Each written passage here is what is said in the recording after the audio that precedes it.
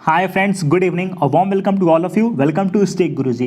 इस वीडियो में Beltron stenographer quiz question discuss करेंगे, तो वीडियो को बहुत ध्यान से देखिएगा। ये वीडियो आपके एग्जाम पॉइंट ऑफ व्यू से काफ़ी इंपॉर्टेंट है। यदि आप MS ऑफिस 2016 की ई बुक परचेज करना चाहते हैं, डिस्क्रिप्शन बॉक्स में लिंक है, वहाँ से चेक कर सकते हैं, या फिर बेल्ट्रॉन के 40 ऑफिशियल पेपर चेक करना चाहते हैं तो उसकी भी लिंक डिस्क्रिप्शन में गिवन है। तो आइए क्वेश्चन के साथ स्टार्ट करते हैं। फर्मवेयर निम्नलिखित में से किसमें संग्रहित होता है? फर्मवेयर निम्नलिखित में से किसमें संग्रहित होता है? तो जो फर्मवेयर होता है वो रोम में संग्रहित होता है, यानी कि रीड ओनली मेमोरी। कुछ फुल फॉर्म आपको बता देते हैं। रैम यानी कि रैंडम एक्सेस मेमोरी, रोम यानी कि रीड ओनली मेमोरी, यूआरएल यानी कि uniform resource locator, CPU central processing unit, ALU arithmetical logical unit, LAN यानी कि लोकल एरिया नेटवर्क, वैन यानी कि वाइड एरिया नेटवर्क, मैन यानी कि मेट्रोपॉलिटन एरिया नेटवर्क। फिर है WORM, write once read many. Modern का फुल फॉर्म होता है मॉडम का फुल फॉर्म होता है modulation demodulation. HTML hypertext markup language, SMTP simple mail transfer protocol. फिर जो इंपॉर्टेंट एब्रिविएशन है वो है TCP/IP यानी कि transmission control protocol / internet protocol. WWW का फुल फॉर्म पूछ लिया जाता है वर्ल्ड वाइड वेब। ठीक है, और बेसिकली आपसे एक क्वेश्चन और पूछा जाता है, ईमेल को दो भाग में सेपरेट कौन करता है? तो ईमेल को दो भाग में सेपरेट करता है वो होता है @ ईमेल में स्पैम का मतलब होता है फालतू। जब आप कोई भी मैसेज इनबॉक्स से डिलीट करते हैं तो वो मैसेज कहाँ जाता है? वो मैसेज जाता है ट्रैश में। जब आप इनबॉक्स से कोई मैसेज डिलीट करते हैं तो वो मैसेज ईमेल में ट्रैश में जाता है। पूछता है ट्रैश में मेल कितने दिन तक रहता है? तो ट्रैश में मेल 30 दिन तक रहता है। ध्यान दीजिएगा, ट्रैश में मेल 30 दिन तक रहता है। ईमेल में जब आप मैसेज भेजते हैं तो किस प्रोसेस से भेजते हैं? कंपोज करके भेजा जाता है। कैसे भेजा जाता है? कंपोज करके भेजा जाता है। उसके बाद ईमेल में CC यानी कि कार्बन कॉपी, BCC यानी कि ब्लाइंड कार्बन कॉपी। ठीक है, गूगल क्या है? गूगल एक सर्च इंजन है। बिंग क्या है? बिंग भी एक सर्च इंजन है। याहू क्या है? याहू भी एक सर्च इंजन है। कुछ वेब ब्राउज़र की बात करता हूँ, जैसे कि इंटरनेट एक्सप्लोरर क्या है? एक वेब ब्राउज़र है। गूगल क्रोम क्या है? वेब ब्राउज़र है। मोजिला फायरफॉक्स क्या है? Web browser. Apple safari web browser. Netscape navigator क्या है? Web browser. तो हमने कितने वेब ब्राउज़र कवर किए? Internet explorer, Google Chrome, Mozilla Firefox, Apple safari and Netscape navigator. ये 5 कौन से हैं? जो एक इंपॉर्टेंट वेब ब्राउज़र हैं। नेक्स्ट आते हैं प्रश्न नंबर 13 पे। 13वां प्रश्न क्या कह रहा है? What is the purpose of using MIN function in MS Excel? MS Excel में MIN फंक्शन का क्या यूज होता है, क्या पर्पज होता है? तो MIN फंक्शन का यूज होता है to calculate the minimum value from the selected data. To calculate minimum value को कैलकुलेट करना है कहाँ से? सेलेक्टेड डाटा में से। तो MIN फंक्शन का क्या यूज होता है MS एक्सेल में? MIN फंक्शन का यूज होता है to calculate the minimum value from selected data.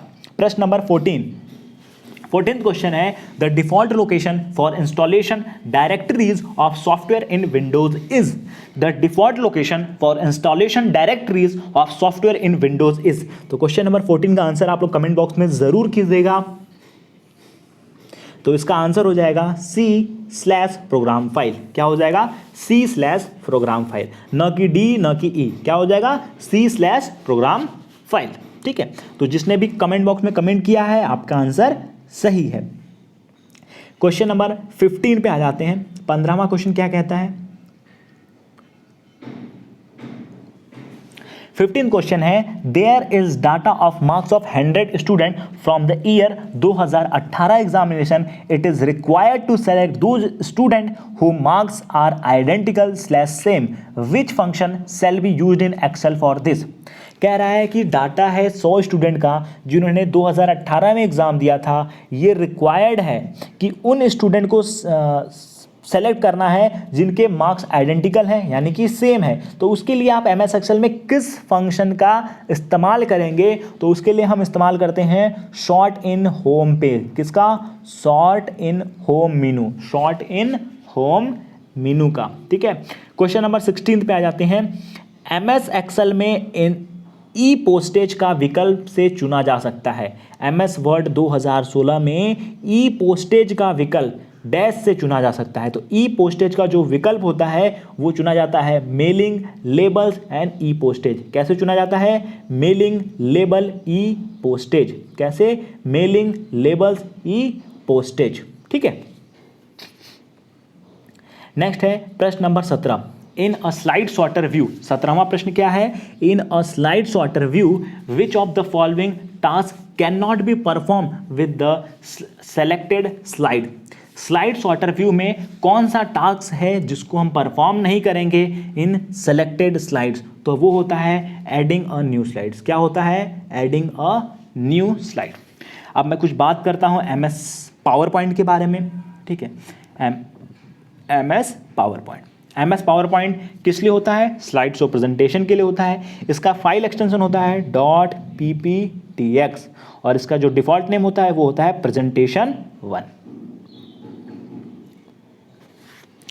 प्रश्न नंबर 18 पे आ जाते हैं। 18वां प्रश्न क्या कहता है? A manager enter some data of his company in MS Excel 2016 workbook and want to show the workbook to his subordinate so that they can read only that workbook without making any change to it. Which of the following option he should use? तो question number 18 का जो answer हो जाएगा आपका वो हो जाएगा D, यानी कि select a mark as final in protect workbook sub menu of file menu, यानी कि select mark as final in protect workbook sub menu of file menu. 19th question क्या है? देखिए ये सारे क्वेश्चन आपके MS एक्सेल से हैं। MS Excel, MS PowerPoint, MS और MS वर्ड, यानी कि आपको MS ऑफिस 2016 पे बहुत ज़्यादा ध्यान देना है। आप हमारा ई बुक भी बाई कर सकते हैं जो कि MS ऑफिस 2016 की ई बुक है। डिस्क्रिप्शन बॉक्स में लिंक है, वहाँ से आप चेक कर सकते हैं। A company offers 6 different items to customer. The sales manager prepared a slide for each item during presentation before his supervision. The supervisor wants all slides into one window so that he may makes comparison. Which of the following functions sales manager shall use? तो question number 19 का जो answer हो जाएगा वो हो जाएगा slide sorter. Sales manager को क्या यूज करना पड़ेगा? सेल्स मैनेजर को स्लाइड सॉर्टर का इस्तेमाल करना पड़ेगा। 20वां प्रश्न क्या रहा है? इनमें से कौन सा एप्लीकेशन सॉफ्टवेयर का एग्जाम्पल है?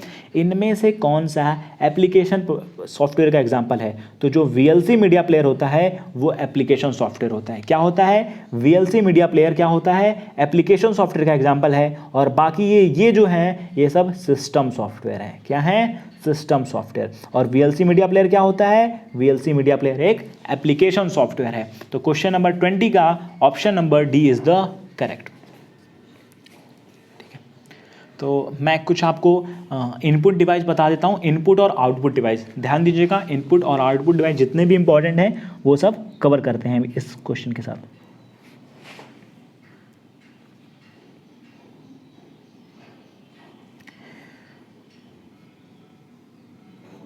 तो सबसे पहले इनपुट डिवाइस की बात करते हैं। कीबोर्ड,